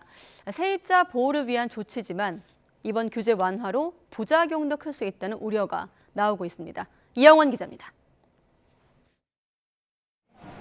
전세금을 돌려주기 위한 대출 관련 규제가 이번 달 말부터 1년 동안 완화됩니다. 보증금 반환 목적에 한해 총부채 원리금 상환 비율 DSR 40% 규제 대신 총부채 상환 비율 DTI 60%를 적용해 대출 한도를 늘려주는 겁니다. 전셋값이 떨어지면서 보증금을 돌려주기 어려워진 집주인이 늘고 있는 상황을 고려한 조치입니다. 34평에 18억, 20억 막 이렇게 내려졌다가 평균적으로는 14억, 15억 이 정도에 서울은 2, 3억 정도 떨어지지 않았을까요? 잠포나 서초나 송파나. 실제로 올해 들어 5월까지 관련 대출 규모는 3조 원이 넘습니다. 지난 2017년 1조 원대에서 급증한 겁니다. 이런 상승세로 2017년부터 쌓인 대출액만 30조 원에 육박합니다. 커지고 있는 역전세 위험은 한국은행이 발표한 보고서에도 고스란히 드러납니다. 지난해 1월 25%였던 역전세 위험 가구 비중이 올해 4월 50%를 훌쩍 넘긴 겁니다. 문제는 올해 하반기부터 역전세난이 더 커질 수 있다는 점입니다. 국내 전세 보증금 규모는 900조 원 정도로 추정됩니다. 이 가운데 1년 안에 만기가 되는 전세금이 300조 원을 넘어설 것으로 예상되기 때문입니다. 이런 상황에 세입자 피해를 최소화하기 위해 관련 대출 규제를 푼 거지만 부작용 우려도 큽니다. 역전세난에 취한 집주인들은 상당수가 무리하게 갭 투자를 이용해서 다주택자가 됐을 가능성이 큰데 부동산 불패라는 잘못된 신호를 다시 시장에 줄 가능성이 커서 또 이미 1,800조 원 넘는 가계부채 문제가 이번 규제 완화로 더 심각해질 수 있다는 지적도 나옵니다. YTN 이영훈입니다. 이번 달 수도권 전철 서해선이 연장되며 경기 고양과 부천의 시민들도 김포공항역을 이용할 수 있게 됐습니다. 출퇴근 시간 혼잡한 것으로 유명한 김포공항역에 이제 5개 노선이 몰리게 된 건데요. 윤홍성 기자가 직접 다녀왔습니다. 출근 시간대 김포공항역. 9호선과 공항철도로 갈아타기 위해 교통카드를 찍는 소리가 쉴 새 없이 울립니다. 역무원들도 직접 나와서 덜 붐비는 쪽으로 이동해달라고 연신 주문합니다. 앞쪽 승강장은 매우 혼잡합니다. 직진하셔서 에스컬레이터 앞쪽으로 내려가시면. 김포공항역은 4개 노선이 교차해 원래도 날마다 출근 시간이면 15,000명이 이용하던 곳입니다. 그런데 이달 대곡 소사 구간이 연장된 서해선까지 지나게 되면서 경기 고양과 부천에서도 승객이 모여들고 있습니다. 실제로 서해선이 이어지고 첫 번째 평일이었던 지난 3일 김포공항역 이용객은 한 주 전보다 26% 늘었습니다. 직격탄을 맞은 건 여의도와 강남 등 직장이 밀집한 곳으로 향하는 9호선입니다. 4개 노선에서 9호선으로 환승하는 시민들이 그야말로 물밀듯 쏟아집니다. 승객들은 이미 지옥철로 유명했던 9호선이 더 혼잡해졌다고 입을 모읍니다. 서해선 개통하고 나니까 출퇴근 시간에 그 손님들이 한 30-40%는 늘어난 것 같아요. 김포공항역에서 출발하는 9호선 급행열차를 직접 타봤습니다. 기점인데도 열차 안이 벌써 꽉 찼습니다. 또 역을 지날수록 승객들이 더해져서 움직이기가 점점 힘들어집니다. 많은 직장인들이 내리는 여의도역을 지났는데도 지하철은 여전히 붐비는 모습입니다. 승객들은 일터에 도착하기도 전에 만원 열차에서 녹초가 되는 겁니다. 그냥 저는 친구들한테 맨날 그래요. 납작만두 내서 간다고. 서울시는 서해선 연결에 맞춰 9호선 운행을 확대하려 했지만 기계적 결함으로 미뤄졌다고 해명했습니다. 그러면서 이달 말부터는 출퇴근 시간대 급행과 일반 열차 운행 횟수를 각각 2회씩 늘리겠다고 덧붙였습니다. YTN 윤웅성입니다.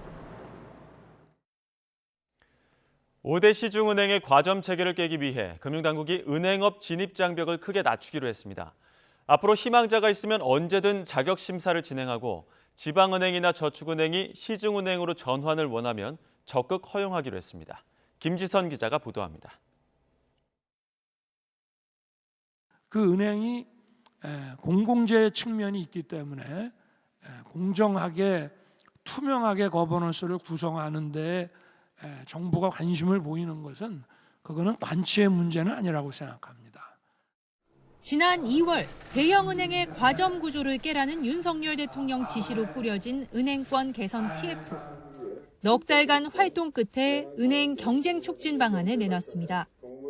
먼저 그동안 너무 높아 사실상 넘기 어려웠던 은행업 진입장벽을 크게 낮췄습니다. 시장 문을 두드리는 것조차 금융당국이 인가방침을 세워야 가능했는데 앞으로는 신청하면 심사를 통해 인가하는 방식으로 바꾼 겁니다. 지방은행은 시중은행으로, 저축은행은 지방은행으로 전환도 한층 쉬워졌습니다.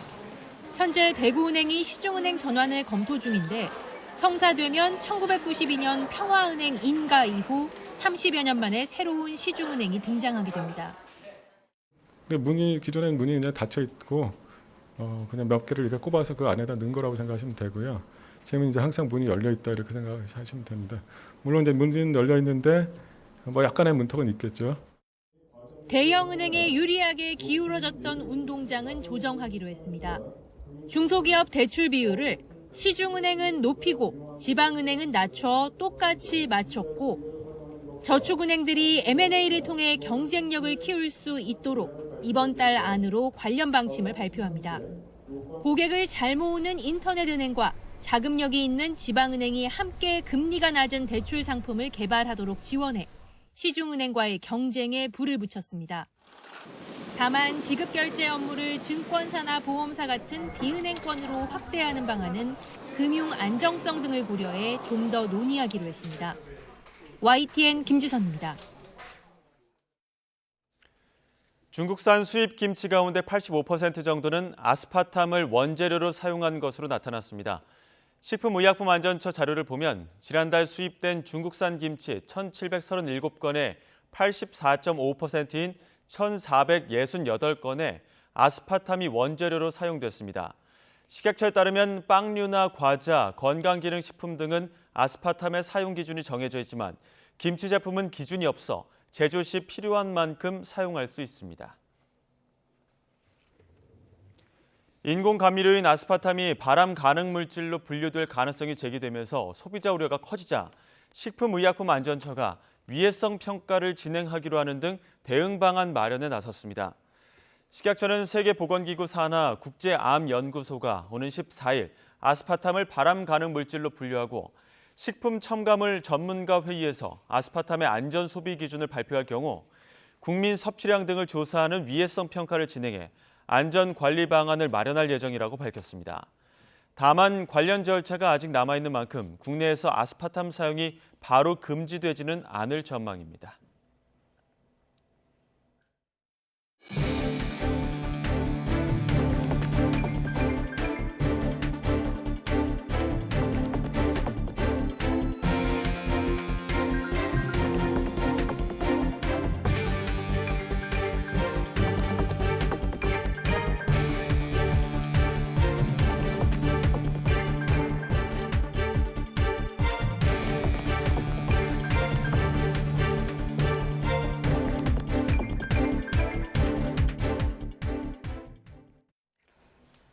네, YTN 뉴스큐 이어가겠습니다. 출산 기록은 있지만 출생 신고가 되지 않은 영유아 관련 경찰 수사가 400여 건으로 크게 증가했습니다. 네, 사라진 아기들을 둘러싼 쟁점과 남은 과제들은 어떤 것들이 있는지 취재 기자와 함께 이야기 나눠보겠습니다.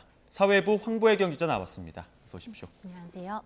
네, 지난주에는 온라인 불법 입양 가능성 문제를 중심으로 황보혜경 기자와 이 문제를 다뤘고, 자, 오늘은 경찰의 출생 미신고 아동 수사 건수가 얼마나 증가한 겁니까? 네, 출산 기록은 있는데 출생 신고는 안 된 영유아를 찾는 경찰 수사가 확대되고 있습니다. 네. 경찰은 오늘 오후 지자체에서 수사를 의뢰받은 사건 400여 건 가운데 이 400여 건을 조사하고 있습니다. 수사 건수가 하루 사이에 160건 넘게 늘어난 겁니다. 지역별로 보면 경기 남부가 102건으로 가장 많고요. 또 서울과 대전이 38건, 경남이 33건입니다. 또 충남 29건, 경북 23건 등 대부분 지역에서 수치가 증가했습니다. 또 인천은 오늘 오후 4시 반 기준으로 60건으로 늘었습니다. 네, 혹시 헷갈리실까 봐 인천은 지금 29건이 아니고 네, 60건으로 늘어난 상황입니다. 예. 이 가운데 숨진 것으로 확인된 아동은요, 또 4명이 더 늘어서 15명이 됐습니다. 경기 과천시에 사는 부부 사이에서 지난 2015년에 태어난 아기가 병원에서 사망한 사례 등이 새로 확인됐습니다. 또 현재 소재와 또 생사가 확인되지 않은 영유아는 350여 명에 달합니다. 네, 지금까지 드러난 안타까운 소식들도 많은데 그간 언론에 보도됐던 사건 수사에는 진척이 좀 있습니까? 네, 하나씩 살펴보겠습니다. 우선 4년 전에 낳은 아이를 방치해서 숨지게 한 혐의로 구속된 20대 여성 A씨에 대한 경찰 수사는 여전히 난항을 겪고 있습니다. 지난달 30일 경기 수원시 팔달구에서 체포된 A씨는 출산한 뒤 4일간 집에 방치한 아기가 숨졌고 시신은 대전 야산에 묻었다고 처음엔 진술했습니다. 네. 그러나 돌연 A씨는 아기를 하천에 유기했다고 진술을 바꿨습니다. 이에 따라 경찰은 수색 작업을 종료하고 프로파일러 면담과 거짓말 탐지기 조사를 제안했지만 A씨가 동의하지 않으면서 불발됐습니다. 또 8년 전 숨진 아기의 시신을 유기한 혐의로 체포됐다가 석방된 경기도 과천시 50대 여성은 지역에 있는 선산에 시신을 묻었다고 진술해 경찰이 수색에 나설 계획입니다. 이 친모는 아기가 다운 증후군을 앓다 숨졌다고 주장하는데 경찰은 이 과정에서 학대한 정황은 없는지 살필 방침입니다. 또 태어난 지 8일 된 아기를 온라인으로 알게 된 사람들에게 넘겼다는 이른바 화성 영아유기 사건과 관련해선 아기는 물론 아기를 데려간 사람들의 행방도 여전히 묘연합니다. 네, 아까 수사 건수가 하루 사이에 160건 넘게 늘었다는 게 놀라운데 아무튼 출생 신고가 이루어지지 않은 아이들 상당수가 베이비박스에 남겨졌던 것으로 확인됐습니다. 그런데 어떻게 두고 갔느냐에 따라서 혐의가 다르다고요? 네, 그렇습니다. 이 베이비박스에 아기를 놓고 오는 것 자체는 아동 유기에 해당할 수 있지만 상황에 따라서 수사기관의 처분은 달라집니다. 두 엄마의 실제 사례를 비교해 보겠습니다. 우선 지난해 경기도 수원에서 낳은 아기를 서울 관악구에 있는 베이비박스에 맡긴 30대 여성 A씨입니다. 또 다른 30대 여성 B씨도 지난 2015년 광주에서 딸을 출산한 뒤 경기 군포에 있는 베이비박스에 아기를 두고 갔습니다. 다행히 두 아이 모두 보육시설로 넘겨져 탈 없이 자라고 있는 것으로 확인됐습니다. 얼핏 비슷해 보이는 사례지만 경찰이 내린 결론은 정반대였습니다. 먼저 경찰은 A씨에 대해선 무혐의로 수사를 종결했습니다. 베이비박스 운영진과 충분히 상담했고 아기를 키우기 힘든 어려운 사정이 인정됐다고 본 겁니다. 반면 B씨는 아무런 상담 없이 아기를 그냥 두고 간 데다 양육을 포기할 만한 상황도 아니었다고 봐서 아동복지법상 아동유기 또 방임 혐의로 입건했습니다. 결과가 정반대네요. 네. 사법기관 판단은 어떻습니까? 네, 법원의 관점도 사실 크게 다르지 않습니다. 서울중앙지방법원은 지난 2018년과 재작년 두 아이를 잇따라 베이비박스에 유기한 혐의로 재판에 넘겨진 친모에게 무죄를 선고했습니다. 재판부는 친모가 베이비박스 담당자와 상담을 거쳤고 아이를 보호할 직원이 상주하는 곳에 아이를 두고 간 만큼 버린 게 아니라 맡긴 것으로 봐야 한다고 말했습니다. 네, 하지만 형편이 어렵다거나 또 복잡한 입양 절차를 피하려는 이유로 아이만 베이비박스에 놓고 그냥 떠난 경우엔 대부분 유죄가 인정됐습니다. 아기의 이름이나 생년월일 등 출생 정보가 적힌 쪽지를 남겼어도 아기를 버렸다는 재판부 판단에는 영향을 주지 못했습니다. 아이 입장에선 버린 것이나 맡긴 것이나 뭐 가슴 아프겠습니다만 아무튼 법적으로는 버린 것과 맡긴 것의 차이가 있다. 자, 이렇게 베이비박스에 아기를 맡겼는데 유죄 판결이 나오는 경우가 많다 보니 불안해하는 어떤 부모들도 많다고요? 예, 최근 이 베이비박스 운영 기관에는 과거에 아기를 두고 갔던 부모들의 불안감 섞인 연락이 잇따르고 있습니다. 혹시 자신도 처벌을 받진 않을까 두려워하기 때문입니다. 또 동시에 아기를 불법으로 입양을 보내려다가 베이비박스에 맡기는 쪽으로 마음을 바꾸는 경우도 늘고 있다고 합니다. 관계자의 말을 직접 들어보시죠. 네. 나중에 들키면 어떻게 되냐고 그래서 울면서 전화하신 분들이 많이 계세요. 불법 입양을 보냈을 때 문제가 되겠구나 싶어가지고 베이비박스로 데려오는 경우도 지금 있는 거고요. 네, 이런 가운데 베이비박스에 아기를 두고 간 부모들에 대한 처벌은 좀 더 신중해야 한다는 목소리도 있습니다. 마지막 선택지로 베이비박스를 찾았던 부모들이 잇따라 처벌받는다면 오히려 아이들이 음지에서 더 큰 위험에 빠질 수도 있다는 우려에서입니다. 근데 지금까지 보면 영아 사례도 그렇고 유기 관련 수사 상황도 보면 피의자가 대부분 친모인데 예. 그 친부와 관련돼서는 수사가 어느 정도 좀 나온 게 있습니까? 네, 앞서 4년 전에 낳은 아기를 방치해 숨지게 한 20대 여성 사건의 경우에는 아이의 친부는 일찌감치 경찰 수사선상에서 제외됐습니다. 일단 임신 사실을 자신 전혀 몰랐다고 진술한 데다 경찰 조사에서도 특별한 특이사항이 발견되지 않았기 때문입니다. 그런데 이런 진술 혹시 어딘가 들어보신 적 있지 않으십니까? 예, 집 냉장고에서 시신으로 발견된 영아 2명의 친부 40대 이모 씨 역시 경찰 조사에서 아내의 임신도 출산도 몰랐다고 일축했습니다. 경찰도 휴대전화 포렌식에서 뚜렷한 혐의점을 찾아내지 못하면서 이 씨는 구속 송치된 부인과 달리 검찰에 넘겨지지 않았습니다. 태어난 지 8일 된 아기를 온라인으로 알게 된 사람들에게 넘겼다는 이른바 화성 영아 유기 사건에서도 경찰은 친모에게는 영아 유기, 친부에게는 유기 방조 혐의를 적용했습니다. 아기를 건네는 현장에 둘이 같이 나갔다고 인정을 했는데도 엄마가 유기를 주도했고 아빠는 상황을 지켜보는 데 그쳤다고 판단한 겁니다. 또 경기도 과천시 영아 사체 유기 사건에서도 친모에게만 수사가 집중될 뿐 친부인 남편은 현재까지 참고인 조사도 받지 않았습니다. 네, 그래서 같이 아이를 낳아놓고 버리면 엄마만 처벌받는다. 처벌하는 건 말도 안 된다. 이런 댓글이 또 화제가 되기도 했는데 어떻습니까? 실제 수치로도 확인되나요? 네, 영아 살해나 유기 혐의로 입건된 피의자들의 통계를 살펴보겠습니다. 네, 지난 2013년부터 9년 동안 영아를 살해하거나 유기한 혐의로 경찰에 붙잡힌 447명 가운데 남성은 78명, 17%로 집계됐습니다. 영아 살해와 유기죄의 처벌 대상이 직계 존속, 보통 부모인 것을 고려하면 피의자 10명 가운데 친부는 2명도 안 되는 셈입니다. 전문가들은 수사기관부터 친모에게 초점을 맞추는 데다 법률 조항마저 여성을 가해자로 전제한다고 지적합니다. 그러다 보니 친모만 고스란히 책임을 지게 된다는 건데요. 네. 직접 들어보시죠. 영아 살해와 관련된 법 문구 자체가 치욕을 은폐하기 위함이라고 해서 사실상 여성을 전제한 것으로 보이는 측면이 있고 실제 입건 건수도 여성이 훨씬 많은 부분을 차지하고 있어 책임을 여성에게 전가하는 것이 아닌가. 친부도 아이를 함께 낳은 만큼 보다 적극적으로 수사해야 한다는 지적입니다. 네, 이렇게 영아 살해나 유기 근본적으로 좀 예방할 수 있는 방안은 없는 겁니까? 우선 아기를 키울 여력이 안 되는 가정, 특히 미혼모에 대해서 지원을 강화할 필요가 있습니다. 정부는 현재 저소득 한부모 가족에게 아동 한 명당 월 20만 원에서 35만 원을 양육비로 지원하고 있습니다. 다만 출생신고가 된 아동들에게 심사를 거쳐서 지원하는 방식이라서 미혼모가 출생신고를 꺼릴 경우 지원비도 받을 수 없게 됩니다. 이처럼 출생신고가 안 된 사각지대에 놓인 아동을 찾아내서 공공기관이 임시번호를 발급해 긴급 복지를 제공하는 사회복지 전산관리 번호 제도도 마련돼 있는데요. 관련 인력을 더 보강하고 시스템을 체계화하는 등 제도를 더욱 활성화해야 한다는 지적입니다. 또 돈이 많이 드는 임신부터 출산 과정에서 지원을 더 늘려야 한다는 목소리도 나옵니다. 무엇보다 미혼모, 미혼부에 대한 편견 등 사회의 시선이 달라져야겠습니다. 네, 그리고 이런 문제가 해결돼야 우리 사회가 저출생 논의를 할 수 있는 자격이 되지 않을까 생각됩니다. 네, 사회부 황보혜경 기자였습니다. 수고했습니다.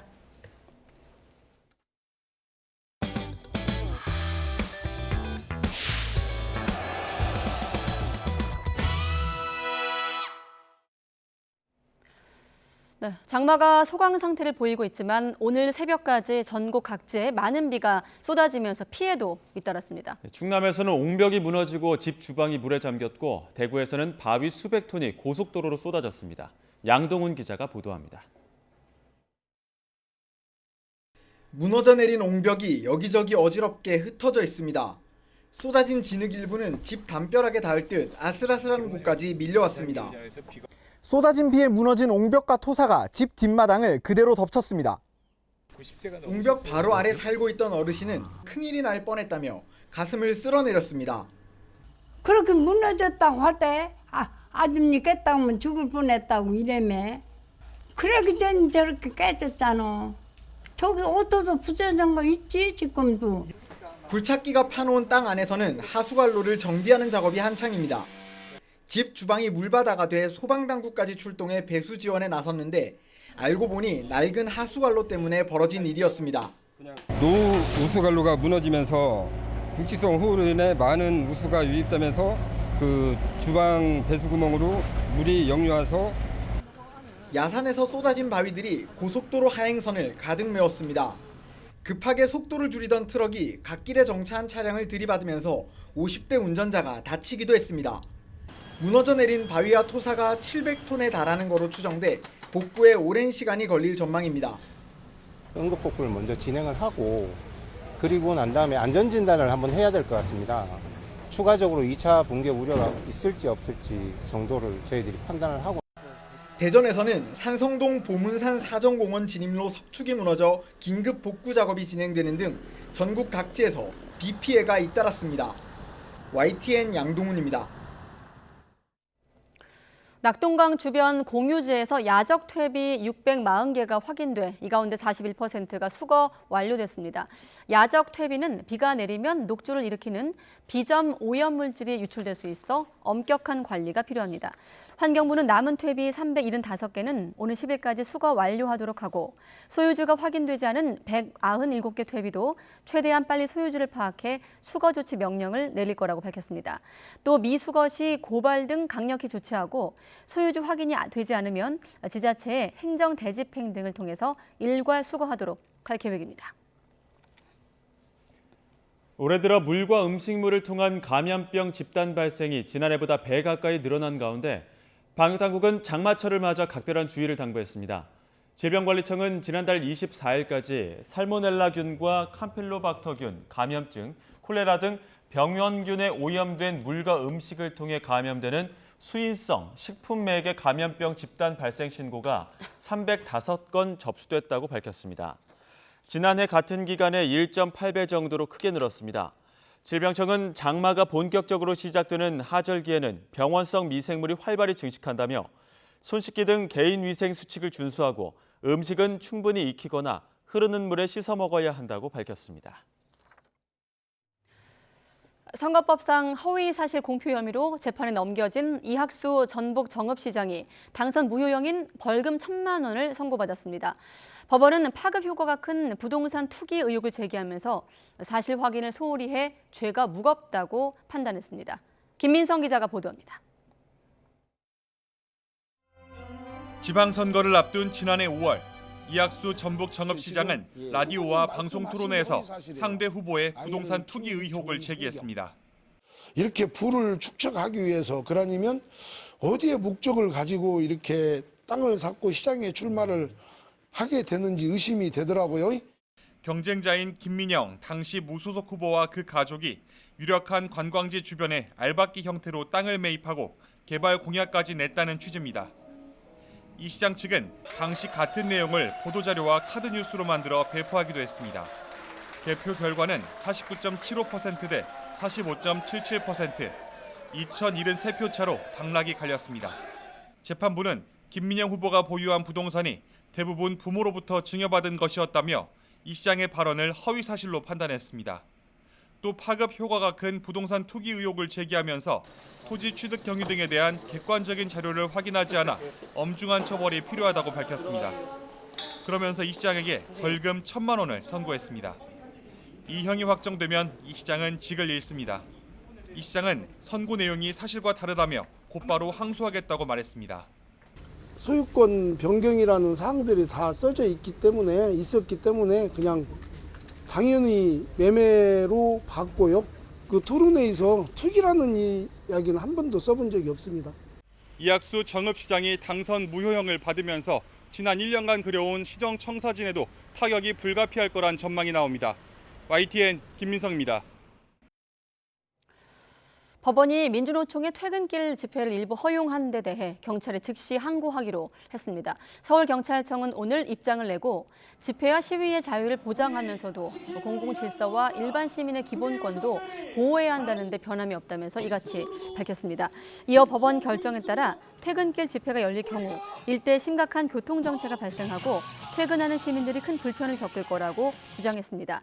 서울행정법원은 어제 민주노총이 서울 남대문 경찰서장을 상대로 5개 집회 금지 통고 처분을 취소해달라면은 집행정지 신청을 일부 인용했습니다. 범죄 수익으로 의심되더라도 규모와 출처가 특정되지 않으면 추징할 수 없다는 판례를 대법원이 재확인했습니다. 대법원은 도박 개장 혐의 등으로 기소된 A씨에게 징역 1년 10개월과 100만 원 추징 명령을 선고한 원심을 지난달 15일에 확정했습니다. 앞서 A씨는 지난 2013년 2월부터 2015년 12월까지 캄보디아와 필리핀 등의 사무실을 차리고 공범들과 함께 불법 스포츠 도박 사이트를 운영한 혐의로 재판에 넘겨졌습니다. 1심은 A씨에게 징역 3년과 추징금 30억 9,600만 원을 선고했지만 항소심은 범행 수익 가운데 특정 가능한 부분은 100만 원이라며 형량과 함께 추징액을 크게 감소했습니다.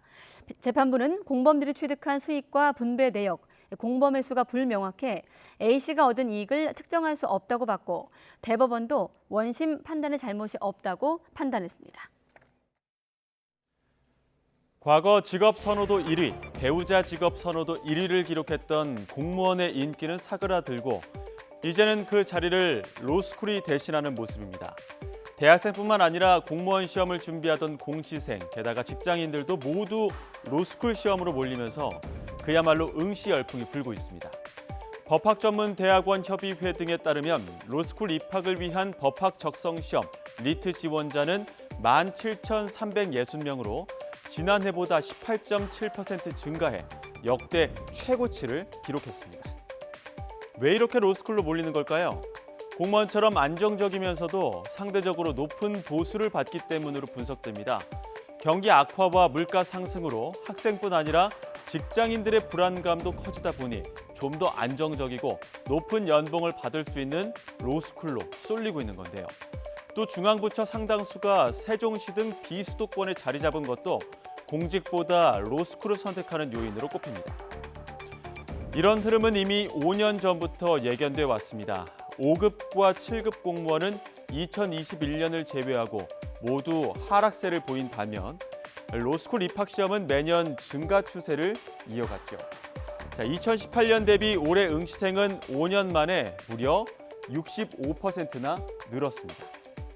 로스쿨 정원은 2,100명 정도로 고정돼 있어 응시생이 늘어날수록 합격률은 낮아질 수밖에 없는데요.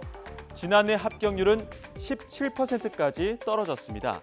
게다가 치열한 경쟁 끝에 로스쿨에 붙는다 해도 변호사 시험 관문이 남아있는데 이 역시 합격률이 절반밖에 되지 않습니다.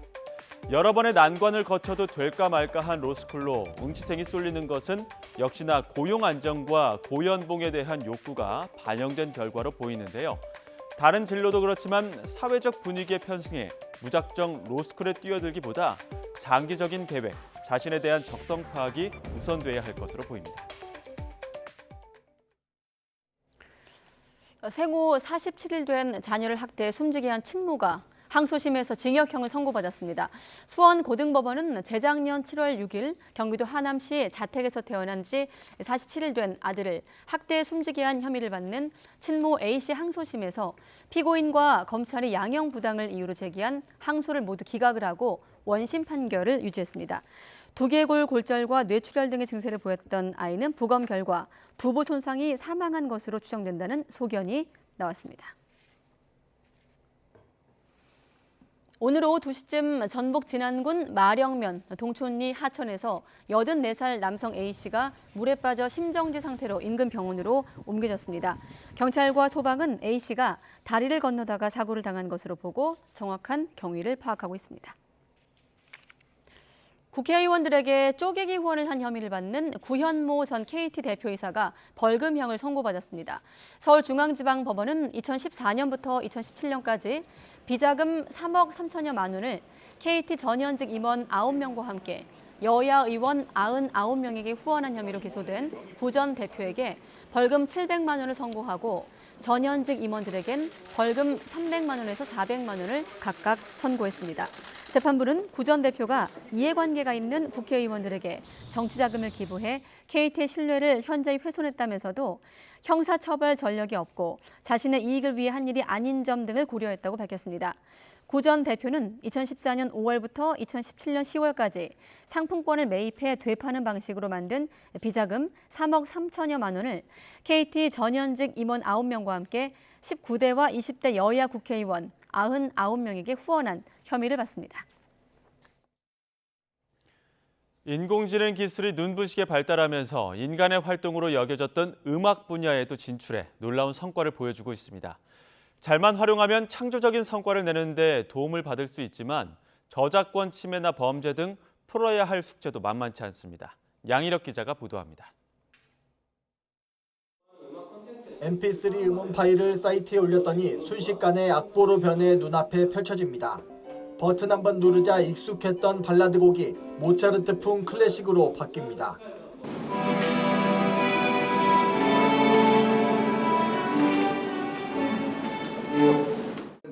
국내 음악 플랫폼 업체가 스타트업과 손잡고 선보인 인공지능 서비스입니다. AI가 그려준 악보를 바탕으로 이용자들이 자유자재로 편곡까지 할 수 있습니다. 전문가의 영역으로 느껴졌던 편곡의 진입장벽을 낮춰 창작의 즐거움을 선사하겠다는 취지입니다. 다만 저작권에 대해서 강화된 장치를 뒀습니다. 크리에이터들이 편집을 한 그 파일들을 저희 지닐이라 서버에서만 보관되도록 했습니다. 만약 이게 빠져나가서 시중에 유통되면 그 보호장치가 발현되지 않기 때문에 보호장치를 강조한 건 AI 기술로 인한 음악 저작권 문제가 최근 화두로 떠올랐기 때문입니다.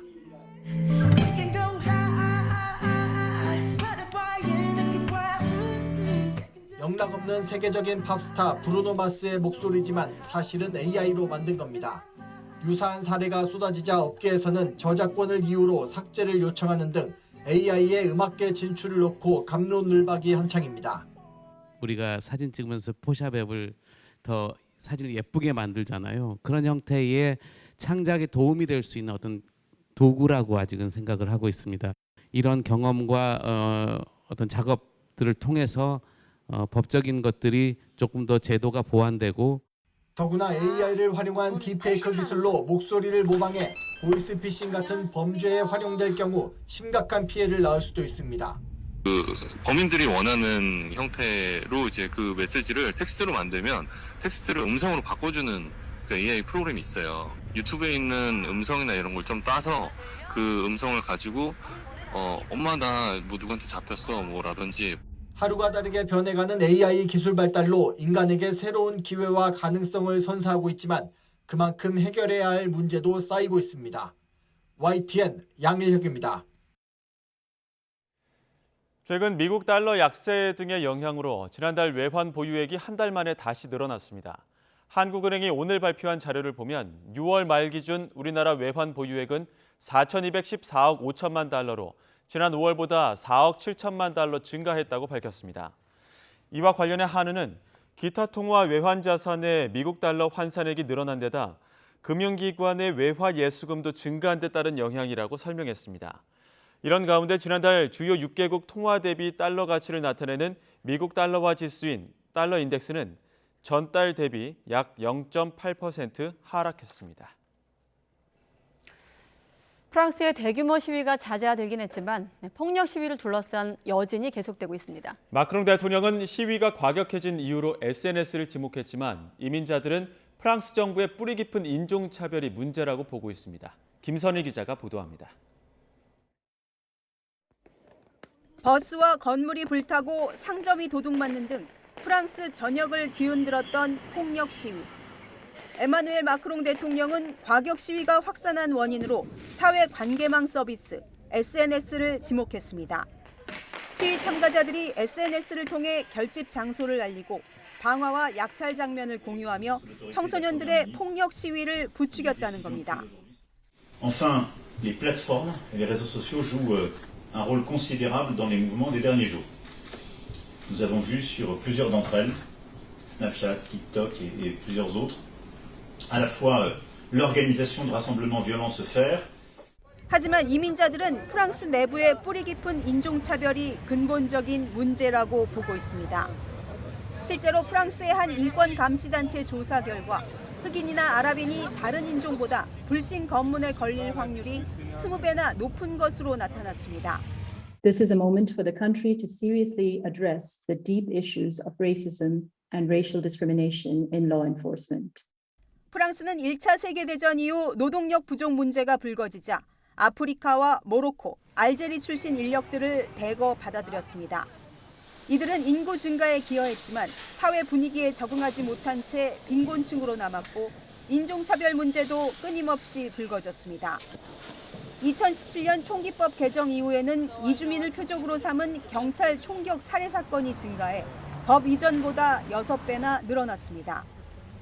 똘레랑스라는 관용의 정신을 내세우고 있는 프랑스지만 정작 이민자들을 온전히 품지 못하며 심각한 사회 갈등이 계속되고 있습니다.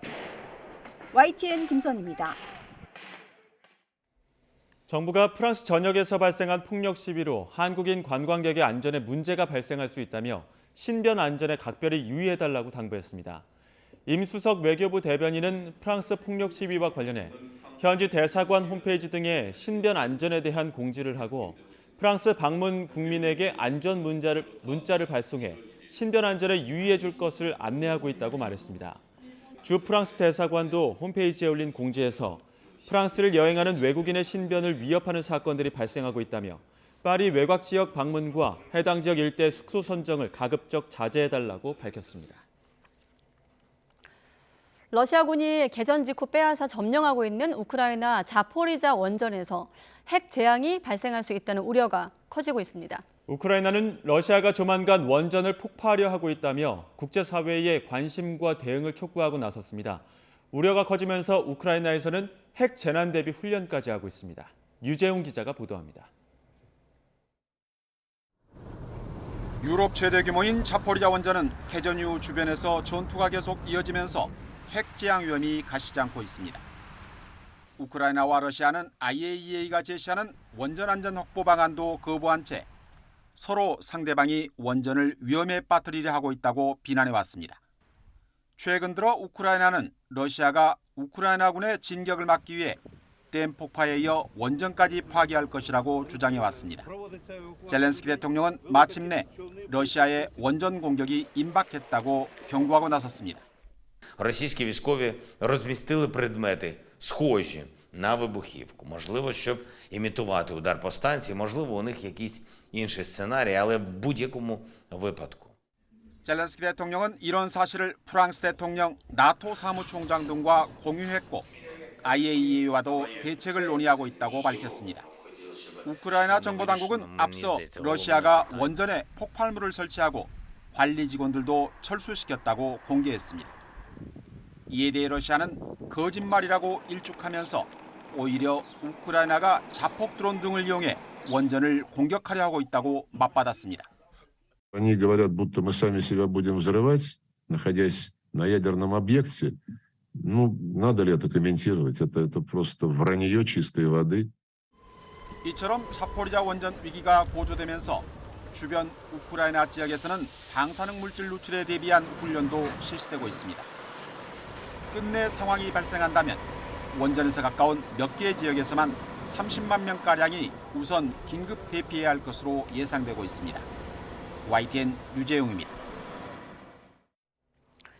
네, 그런가 하면 프리고진 반란 사태 이후 잇단 공개 행보로 건재하며 과시해왔던 푸틴 러시아 대통령이 이번엔 특별한 꼬마 손님을 크렘린 궁으로 초청을 했습니다. 국민에 대한 배려와 통제력을 갖춘 모습을 보여주기 위한 의도가 아니냐는 해석이 나오고 있습니다. 황보연 기자가 보도합니다. 프리고진이 반란을 접은 뒤 나흘 만인 지난달 28일 모스크바에서 무려 1,700km나 떨어진 다게스탄 자치공화국에 푸틴 대통령이 깜짝 등장해 주민들의 환호를 받았습니다. 반란에도 끄떡없고 대중들의 강력한 지지도 여전함을 과시한 겁니다. 그런데 이때 푸틴 대통령을 못 만나 눈물을 흘렸다는 8살 소녀가 이번엔 특별한 손님으로 크렘린궁에 초청됐습니다. Я когда уехал из Дербента, приехал в Москву, мне показали картинку, где ты плачешь. Ну, я думаю, что понятно, что я, к сожалению, не могу поговорить с каждым человеком, который на площади стоял. 호기심 가득한 소녀와 얘기를 나누며 연신 웃음을 터뜨린 푸틴 대통령. 다정하게 안아주고는 머리에 뽀뽀까지 합니다. 네, работай, а потом пойдем чай попьем, хорошо?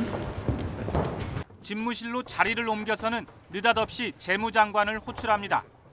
소녀의 고향 다게스탄 공화국에 거액을 지원하기로 했다는 소식을 전하기 위해서입니다. Вы приняли решение о том, чтобы добавить 5 миллиардов рублей на ближайшие годы. Отлично. Скажи спасибо. Спасибо. 크렘린궁이 공개한 이 영상에 대해 영국 스카이뉴스는 푸틴이 배려심이 많고 사려 깊으며 통제력이 있다는 것을 보여주기 위해 기획된 것으로 보인다고 해석했습니다. 프리고진 반란 이후 통치력에 치명상을 입었다는 평가를 잠재우기 위한 고육책으로 이 같은 선전전을 동원해 건재를 과시하고 있다는 겁니다. 한편 크렘린궁이 8살 소녀를 초청한 이 영상을 공개하기 몇 시간 전 러시아군은 우크라이나 북동부 지역에 미사일 공격을 퍼부어 어린이 12명을 포함해 30명 넘게 다쳤습니다. YTN 황보현입니다.